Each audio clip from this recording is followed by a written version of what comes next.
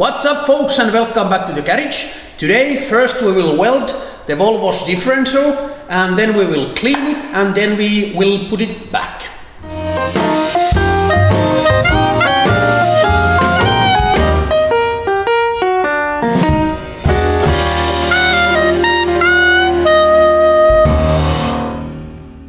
Sorry folks, this welding part of this video is in Finnish, but after that I will change back into English. No niin, nyt me ollaan täällä tallilla ja ruvetaan hitsaushommia. Siinä on lukko valmiina ja koneet on tuolla ja hitsarikin on paikan päällä, niin mä pistän kameran tuohon telineeseen, niin näette vähän, että kuinka tää homma hoituu. Mä sais se sillä lailla hitsattu, että se ensi kesän kestäisi ainakin tuolla, jos mä street trackiseisin päähän. Niin just. Suorissa vedoissa niin voi valmistella pitkää liippiä. Mua hiukan rupes säälittää. Mä paukkuu poikki sitten. Joo, mua rupes kesällä säälittää vähän toi peukeutti, kun mä vedin sillä. Vedin.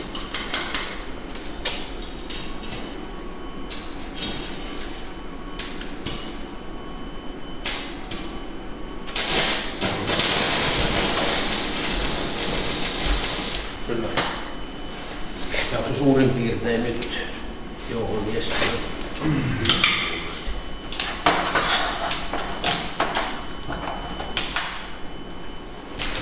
Mä pistän silmät kiinni, niin mä näen huomioon.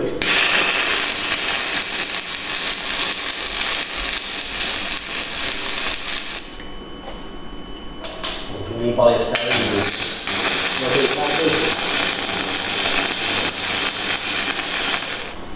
Mut se on parempi, että se hiukan niinku... Se on saanut tuloa toisella. Joo, se on tää auki.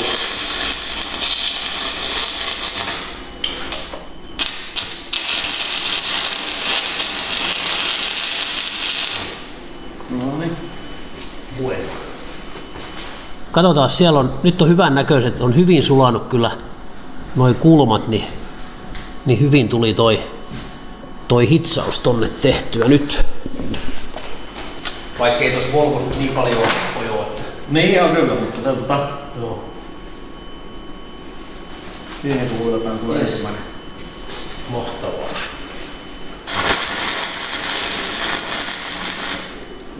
Yes.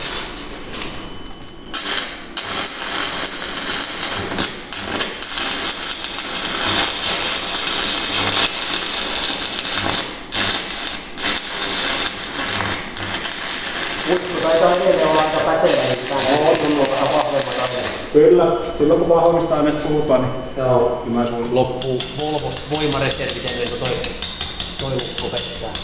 Joo.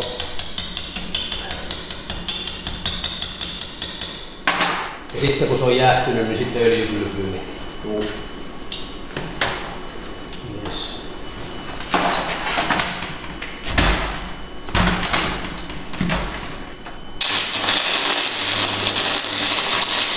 Mitä? Ei niu tietoa. Joo, seuraava risto. Seuraava risto. No mäkin oon joskus tehnyt niin, että... Jes, nyt on niinku molemmilta puolilta. Kyllä, se ei kuule petä tämä hitsi kyllä. Sinne vielä kappale paikalle.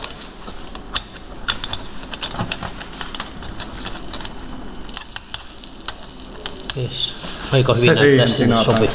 Hyvä, sä tinaat sen sinne myös.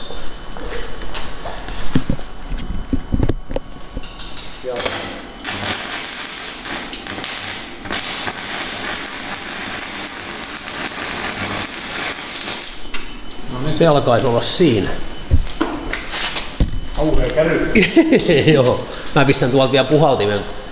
Loistava, se kultaa punahehkusena vielä hehkuun, niin se annetaan nyt vähän aikaa tuossa jäähtyä. Now the diff is so cool that I can touch it. Next I will protect these bearings and then I will start to clean it up.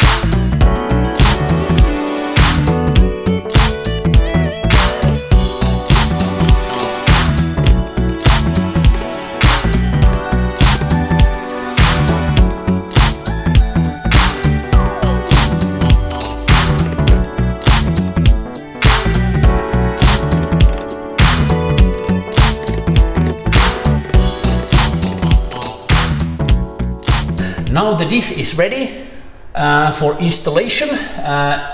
I put some oil there, and in this point it's important that the bearings goes right, and those parts, actually I don't know what they are called in English, but those parts that are keeping the diff in its place, it's important that they will go there as they were. And in last Volvo video you saw that there is small marks A and B there, so it's easy to know where they go.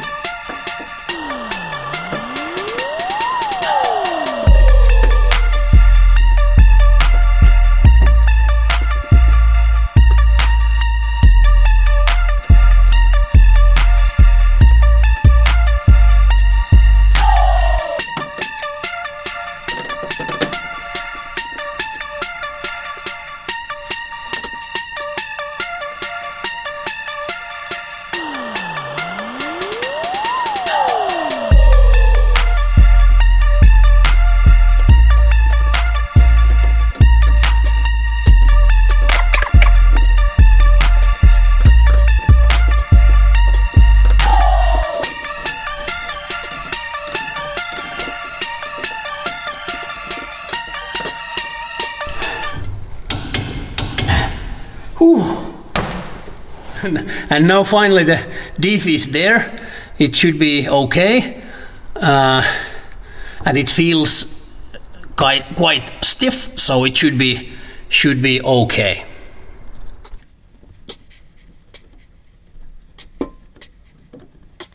My lights are quite bright. Next I will put the axles back on.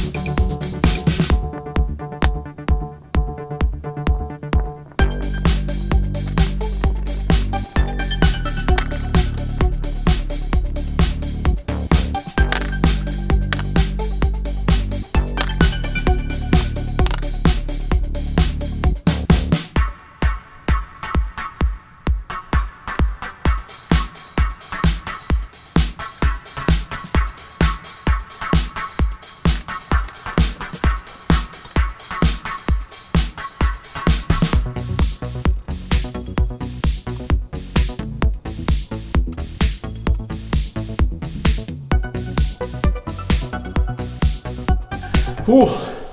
Now the now the cover is back on, and as you saw, I just tightened it by my fingers.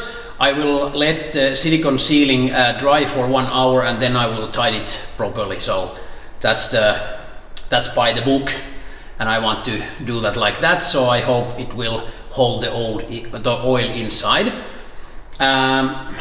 Next job is to get some oil from the dealer. I need some oil for the Saab's gearbox and also for this differential. So I will buy that next, and I hope next time when I will do a Volvo video, I will have some test drive with my new differential, welded differential. It should work okay. It sounded when I turned the wheels by my hand, it sounded okay, no big issues. It should be okay. But hey, I know some Volvo fans will hate me because of this, but don't worry, I have original difference, so I haven't lost anything, or I haven't used all my parts for this project. So, and if because my goal is next summer drive some drag race with this car, and if I really want to get into that sport, I probably will buy someday a proper differential lock for this car also, but that's something I have to figure out in the future. But hey, thanks for watching. Please give me a thumbs up and some comments down below, and if you haven't subscribed the channel yet, do it right away, and also remember to press the bell. Thanks for watching and see you soon.